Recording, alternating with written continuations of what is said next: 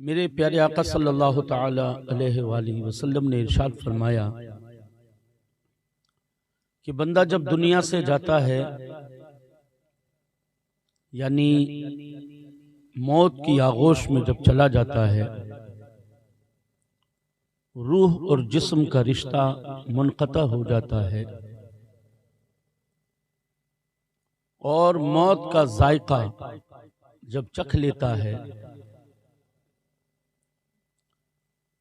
तो उसके बाद उसका नामाए आमाल बंद कर दिया जाता है, क्योंकि जब तक बंदा है तब तक अमल है और जब बंदा ही नहीं रहा तो फिर अमल कहां से रहा। आप जिंदा हैं तो आप अमल कर रहे हैं, चाहे वो कैसा भी अमल हो आप कर रहे हैं, लेकिन जैसे ही रूह निकली अब ना नेकी है ना बदी है, ना अच्छाई है ना बुराई है, मामला बिल्कुल समेट कर रख दिया जाता है। लेकिन नबी करीम सल्लल्लाहु ताला अलैहि वसल्लम ने इरशाद फरमाया कि वो खुश नसीब जो इल्म नाफे अपने पीछे छोड़कर जाए, ऐसा इल्म जिससे उम्मत मुस्तफ़ा सल्लल्लाहु अलैहि वसल्लम मखलूक खुदा फायदा उठाती रहे, अगर ऐसा इल्म वो छोड़ कर गया है, नफा देने वाला इल्म, तो उसका नामाए अमाल बंद नहीं होता। जब तक वो इल्म का सिलसिला चलता रहता है तब तक उसके नामाए अमाल में नेकियां लिखना जारी रहा करती है। ऐसी मिसालें बहुत मिलेगी आपको कि जिन लोगों ने रूए जमीन पर दीन की खिदमत की, बहुत ही मिलेगी आपको। मैं अगर कोई एक दो नाम लूं तो फिर मसला बहुत लंबा चला जाएगा और मेरे पास इतना वक्त नहीं है। हाफिज आप किबला की गुजारिश पर हाजिर हुआ हूं, मुझे आगे 2 जगह और हाजिरी देनी है। ऐसी शख्सियतें आपको रूए जमीन पर बहुत मिलेगी कि जिन्होंने इल्म का वो काम किया कि वो तो दुनिया से चले गए, लेकिन उनका फैलाया हुआ इल्म आज भी जमीन पर लोगों को नफा दे रहा है। उनका फैलाया हुआ इल्म आज भी लोगों के काम आ रहा है। तो शायद उन्हें कब्रों में सोए हुए 100 साल 200 साल 300 साल या और ज्यादा हो चुके होंगे, लेकिन अगर उनका फैलाया हुआ इल्म चल रहा है तो फिर उनकी कब्रों में अभी भी नेकियां पहुंच रही है, उनके नामाए अमल में नेकियां पहुंच रही है। पहला वो शख्स जो इल्म नाफे छोड़कर जाए, दूसरा वो शख्स जो सदक़े जारिया करके जाए। सदक़े जारिया की कई मिसालें हैं। सदक़े जारिया, दरख्त लगाना भी सदक़े जारिया है। पानी का कोई स्टैंड बनवा देना जिससे आते जाते राहगीर मुसाफिर पीते रहें, ये भी सदक़े जारिया है। मसाजिद की खिदमत ये भी सदक़े जारिया है। मदारिस की खिदमत ये भी सदक़े जारिया है। आपने मदरसे में कमरा बनवा दिया, कुछ भी लगवा दिया, अब जब तक वो मामला चलता रहेगा सदक़े जारिया है। आपने मसाजिद के अंदर अपनी तरफ से कुछ पेश कर दिया, रूए जमीन पर जब तक मस्जिद रहेगी आपके नामाए अमाल में नेकियां चालू रहेगी। ये सदक़े जारिया, बहुत सी ऐसी मिसालें। तो दूसरा वो शख्स जो सदक़े जारिया अपने पीछे करके जाए, उसका नामाए अमाल भी बंद नहीं होता बल्कि नेकियां चालू रहती है। तीसरा वो खुश नसीब कि जिसने अपने पीछे नेक औलाद छोड़ी हो। मचल के बोलो सुभान अल्लाह। तीसरा वो खुश नसीब जिसने अपने पीछे नेक औलाद छोड़ी हो, तो वो औलाद जमीन पर नेकियां करती रहेगी तो सवाब उनके वालिद को मिलता रहेगा। सवाब उनके माँ बाप को मिलता रहेगा, सवाब उनके वालिदैन को मिलता रहेगा। आज की ये महफिल बिरादरान गिरामी हाफिज अब्दुल अजीज साहब और रमज़ान भाई, मोइनुद्दीन भाई अत्तारी, इन्होंने अपने वालिद मरहूम के इसाले सवाब की खातिर सजाई है। वो देखिए, अच्छी बात करनी भी चाहिए। माशाअल्लाह हमारे हाफिज साहब किबला जो दीन मतीन की खिदमत में आगे रहते हैं और जहां तक कोशिश हो सके दीन की खिदमत का जज्बा इनके दिल के अंदर है। गांवों का दौरा भी करते हैं, मस्जिद के अंदर भी जैसा हो सकता है वैसी मेहनत करते हैं, लोगों तक किसी न किसी मामले को लेकर दीन की दावत दिया करते हैं। हाफिज साहब भी इसी लाइन में हैं, मोइनुद्दीन अत्तारी साहब भी इसी लाइन के अंदर हैं, वो भी इमामत के फराइज अंजाम दे रहे हैं। अब खाली इतना सोचो कि जिसकी औलाद जमीन पर खड़े होकर अल्लाह रब्बुल इज्जत की बारगाह में दिन में 5 मर्तबा कई वक्त में अल्हम्दुलिल्लाह रब्बिल आलमीन और रहमानिर रहीम कहकर पुकारती हो, अल्लाहु अकबर। औलाद जमीन पर जब रब को रहमान और रहीम कहती है तो फिर वो रहमान है, वो रहीम है। अल्लाहु अकबर। उसकी रहीमी और करीमी का बादल जब उनके माँ बाप पर बरसता है तो यह हमारा ईमान कहता है कि उनका बेड़ा पार हो जाया करता है, उनका बेड़ा पार हो जाया करता है। औलाद नमाजी हो तो माँ बाप को फायदा पहुंचता है, औलाद कुरान की तिलावत करे तो माँ बाप को फायदा पहुंचता है, औलाद तस्बीह व तहमीद बयान करे तो माँ बाप को फायदा पहुंचता है, तकदीस व तहलील करे तो माँ बाप को फायदा पहुंचता है, औलाद अपने हाथ से उठाकर किसी की मदद करे तो माँ बाप को फायदा पहुंचता है, औलाद मुस्तफ़ा करीम की सुन्नतों को अदा करे तो माँ बाप को फायदा पहुंचता है, औलाद हुजूर की मोहब्बत में जिंदगी गुजारे तो माँ बाप को फायदा पहुंचता है, औलाद रूए जमीन पर कलमा तैयबा या दुरूद पढ़े तो माँ बाप को फायदा पहुंचता है।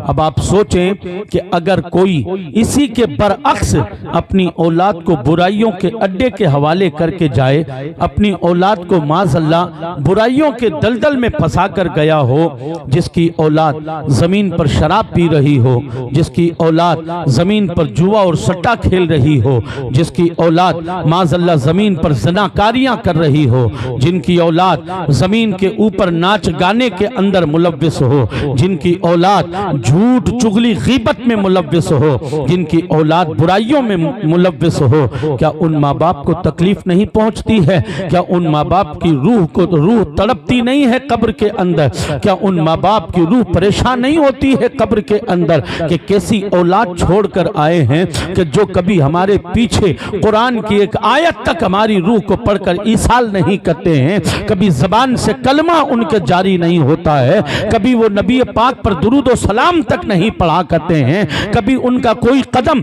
इस्लाम के तरीके पर नहीं होता है, यकीनन माँ बाप की रूह परेशान होती है, माँ बाप की रूह को तकलीफ होती है जब जमीन पर कोई औलाद शराब के नशे में चूर होकर माज़अल्लाह इस्लाम के कानून और उसूल को पसे पुष्ट डालकर अल्लाह और उसके रसूल को नाराज करते हैं तो उनकी कब्रों के अंदर तकलीफें होती है, उन माँ बाप को गजंद पहुंचती है, उनकी रूह परेशान होती है। इसी के बराक से जरा सोच कर देखें कि जब औलाद नेक नहीं होती है तो माँ बाप की रूह परेशान होती है, और अगर वही औलाद सर सजदे में होता है तो फिर माँ बाप की रूह को कितनी खुशी होती है। अगर औलाद कयाम की हालत में खड़े होकर अल्लाह अकबर कहकर अल्लाह अकबर अल्लाह की हम्द सना बयान करती है तो माँ बाप की रूह को कितनी खुशी मिला करती है। औलाद सुभान रब्बियल आला, सुभान रब्बियल अजीम कहा करती है तो माँ बाप की रूह को कितनी खुशी मिलती है। औलाद रहमान और रहीम कहती है तो रब की रहमतें पुकार कर कहती है, फरिश्तों इन जिसने जमीन पर मुझे रहमान और रहीम कहा है उसके माँ बाप की कब्र से कज़ाब को हटा दो और जन्नत का गहवारा बना दो, इसलिए कि इसकी औलाद मुझे रहमान कह रही है और रहीम कह रही है। अल्लाहु अकबर। जब औलाद रहमान और रहीम कहे तो उसका सिला माँ बाप को मिला करता है यार, उसका सिला माँ बाप को मिला करता है। क्या हम अपने माँ बाप को अच्छा कब्र के अंदर अच्छी हालत में नहीं देख सकते, देखना नहीं चाहते? क्या हम नहीं चाहते कि हमारे माँ बाप दुनिया से जाएं उससे पहले हम अमल ऐसा करें कि कब्र में उनका इस्तकबाल हो? क्या हम अमल ऐसा नहीं कर सकते कि जिसकी बिना पर हम अमल हम करें और जब हमारी माँ बाप की रूह कफ़स उनसुरी से परवाज करे तो उन्हें पैगाम मिले, या अय्यतुहन नफ्सुल मुतमइन्ना इरजिई इला रब्बिकी रादियतम मर्दिया फदखुली फी इबादी वदखुली जन्नती। यकीनन उन माँ बाप का इस्तकबाल होता है जो माँ बाप रूए जमीन पर औलाद नेक छोड़कर जाया करते हैं। बार बार उन माँ बाप को तोहफे दिए जाते हैं। मुबारक हो आज तेरी औलाद ने कुरान का तोहफा भेजा है, मुबारक हो आज तेरी औलाद ने कलमा तैयबा भेजा है, मुबारक हो आज तेरी औलाद ने तस्बीह पढ़कर भेजी है। अल्लाहु अकबर।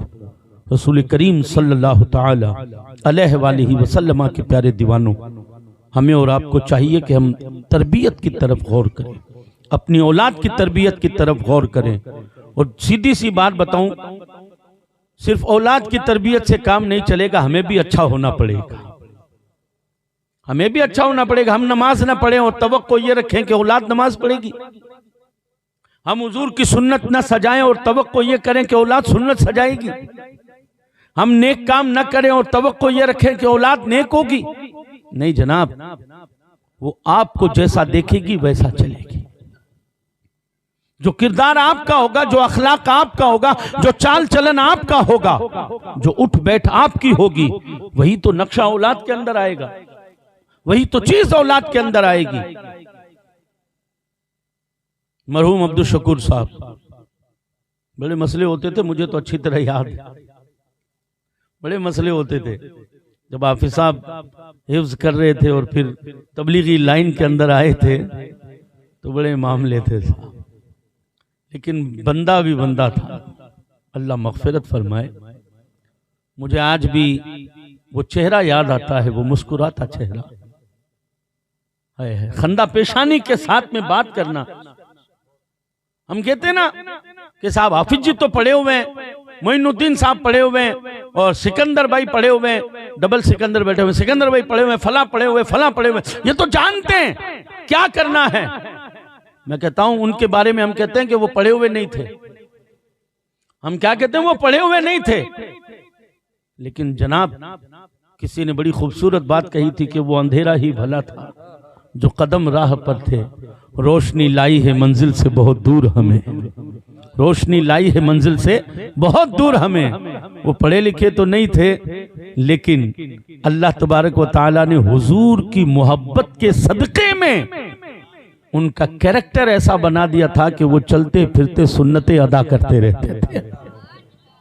खंदा पेशानी के साथ हाफिज साहब किसी से बात करना, किसी से मुलाकात करना, ये अजीम सुन्नत है, ये अजीम सुन्नत है। क्या आज तो मुंह मसड़े हुए, कोई किसी को देखना पसंद नहीं करता, देख भी ले तो आंखें टेढ़ी, मुंह टेढ़ा और नजरें घुमाकर कोई निकल जाता है। लेकिन मुझे याद आता है जुमेरात के दिन, जुमेरात की मगरिब की नमाज, जब मैं अंग्रेजों की मस्जिद में नमाज पढ़ाता था तो फिक्स थी जुमेरात को मगरिब की नमाज, और मगरिब से 15-20 मिनट पहले खतवत बनवा कर और आ जाते अंदर, और अंदर आकर बड़े मुस्कुराते चेहरे के साथ भी यूं हिलते डोलते आते और आकर सलाम करके फिर मुझे कहते थे, यूं इशारा करते, आ गया हूं मैं। वो इशारा क्या था मालूम है? कि मैं आ गया हूं, अब अजान में ही दूंगा। मैं आ गया हूँ, आज अजान मैं ही दूंगा। मैंने कहा हाँ ठीक है, अब आ गए। फिर 2-5 मिनट बातें करने के लिए बैठ जाते हो, कुछ सुख दुख की हो जाती, आज ये हो गया, फला ने ये कह दिया, ऐसा हुआ वैसा हुआ, लेकिन मैं नहीं करूंगा। वो मुझसे कहते हैं कि क्या ईंटें लगाता फिरता है, चूना लगाता फिरता है, और चूना बजरी वगैरह, तू मजदूर आदमी, तू कारीगर आदमी, का तू ये इमामा बांध कर काम करता है, खराब हो जाता, अच्छा नहीं लगता। अल्लाह अल्लाह, तो जुमले ये हुआ करते थे कि यार इमामा मैं लगाता हूं, तुम्हें क्या तकलीफ होती है? जब मुझे तकलीफ नहीं है तो तुम्हें क्या तकलीफ होती है? नबी पाक की सुन्नत इमामा, वो सीधा सा सादा सा इमामा, कोई सजावट नहीं, कोई निखार नहीं, कुछ और नहीं। अच्छा, वो मसला ये था कि सजावट निखार नहीं, हुजूर की सुन्नत है ये, नबी पाक सल्लल्लाहु अलैहि वसल्लम की सुन्नत है। मैं कभी कभी कहा करता था जुल्फों के बारे में, मैंने कहा आप मट्टी वगैरह का काम करते हो और माशाल्लाह आपकी ये जुल्फें, तो हंसकर जवाब देते, कोई तकलीफ कौन देवा फजी, फजी कोई तकलीफ कौन देवा। इस तरीके से मुस्कुराते चेहरे यार आए। नमाज पाबंदी के साथ में पढ़ना। और एक चीज कभी कभी बताया करते थे, ये मौलाना शफी उकाड़वी साहब की तकरीर आया करती थी, शफी उकाड़वी साहब की, तो जुमेरात को जिस दिन आते थे ना, तो तकरीर का कुछ हिस्सा मेरे सामने बयान करते।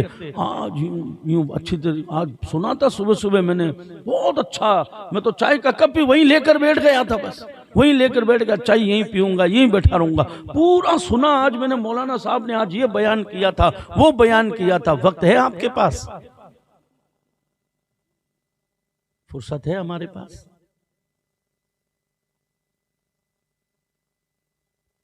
मैं कैसे कह दूं यार, कैसे लोगों को कब्र में तकलीफें दी जाएगी?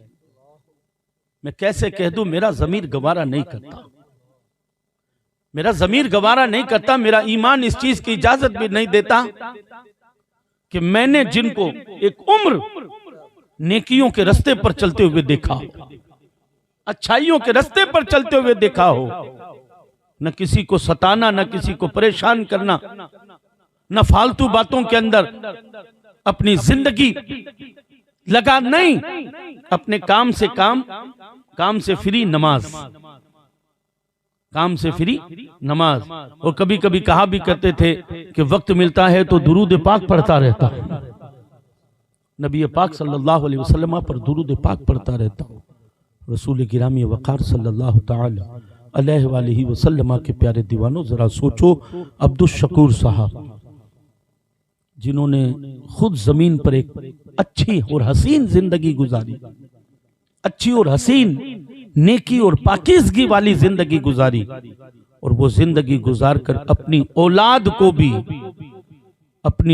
को भी ऐसे रास्ते पर लगाकर चले गए कि मैं तो आखिरत का असासा साथ में लेकर जा ही रहा हूं, लेकिन तुम्हारी भी ड्यूटी लगाकर जा रहा हूं कि मैं अपना असासा लेकर जा रहा हूं, तुम भी मेरे पीछे मेरे नामाए अमाल में नेकियां भेजते रहे।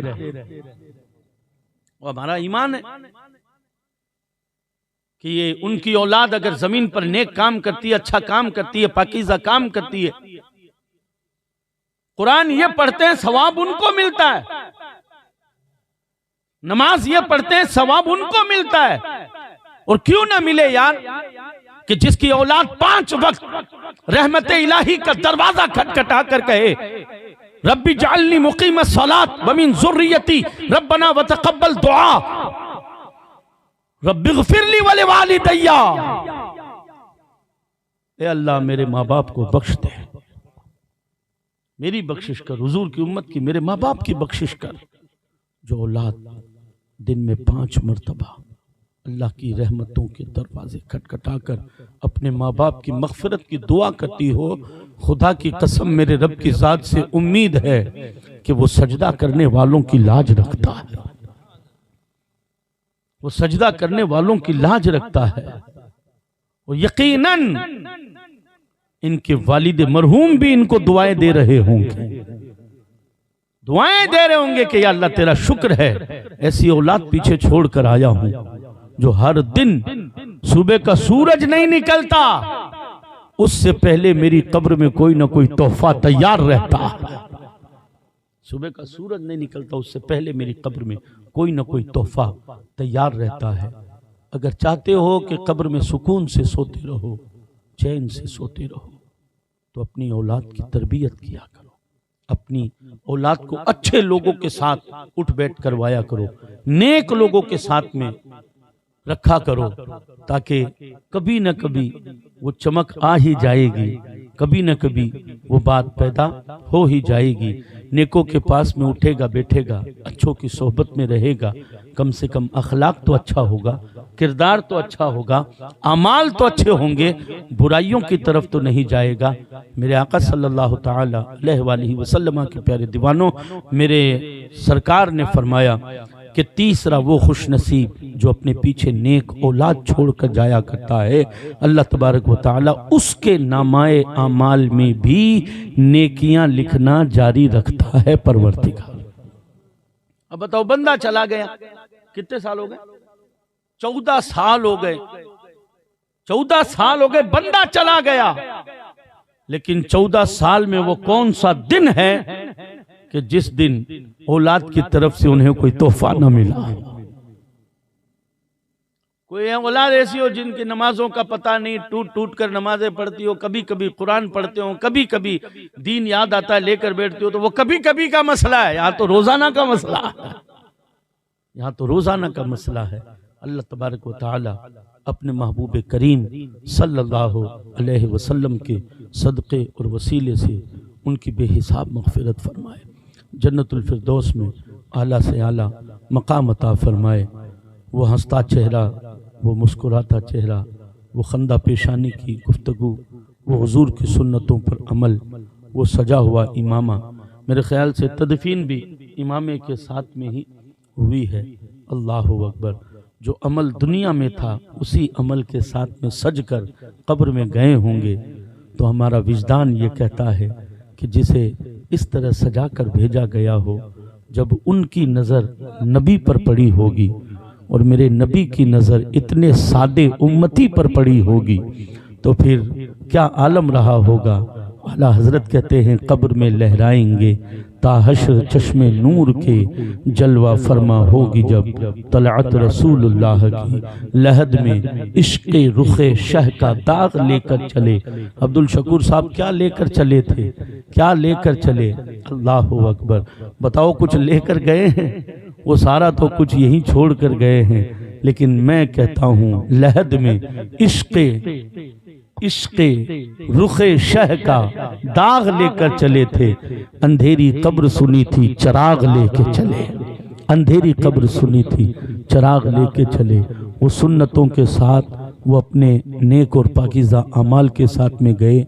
यही आज के वक्त के अंदर, आज के दौर के अंदर एक इंसान की बख्शिश के लिए इतना ही काफ़ी है कि वो अपनी ज़िंदगी को बुराइयों से बचाए, गलतियों से बचाए और गुनाहों से बचाए, नेक आमाल करता रहे।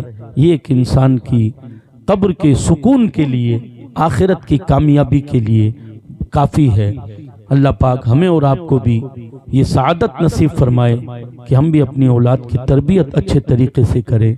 हमारे पीछे भी ऐसी औलाद हो कि जो कम से कम फातिहा तो पढ़े, हमारे पीछे भी ऐसी औलाद हो जो कम से कम कुरान की तिलावत तो करे, वरना ना मालूम कब्र के अंदर बरसों पड़े रहेंगे, इंतजार करते रहेंगे कि कोई आएगा कुरान का तोहफा तो देकर जाएगा।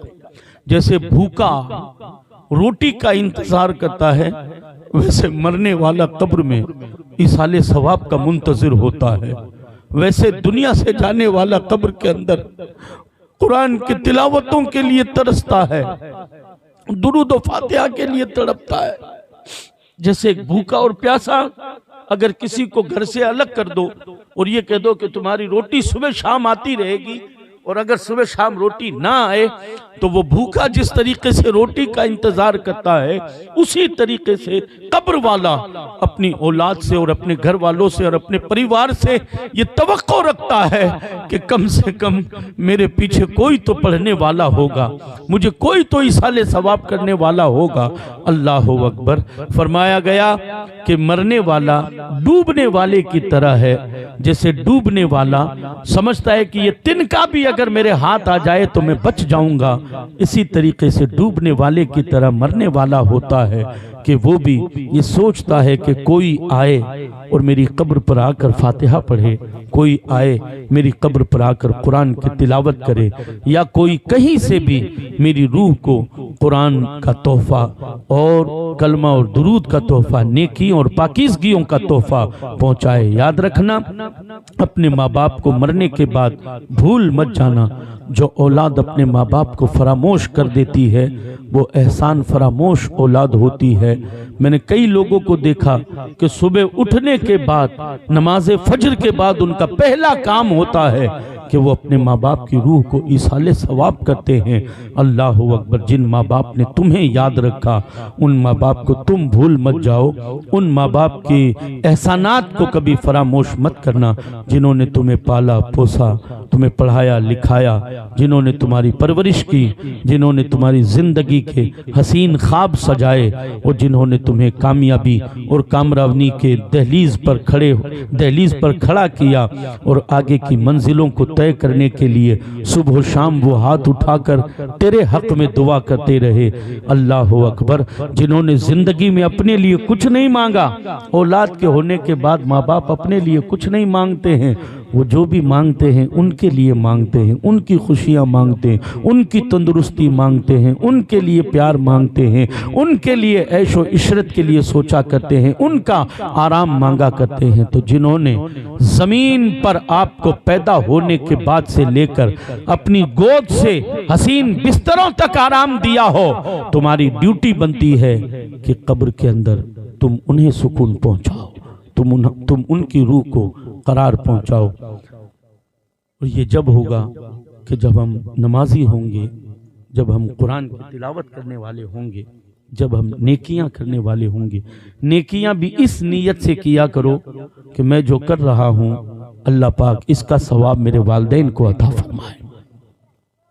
तो इंशाअल्लाह देखना फिर कि तुम्हारे माँ बाप कब्र में भी मुस्कुराते रहेंगे, कब्र के अंदर भी उन्हें आराम मिलता रहेगा, सुकून मिलता रहेगा। और कोई अमल ऐसा करोगे जिसकी बिना पर कब्र में उनके लिए जन्नत के दरवाजे खोल दिए जाएंगे।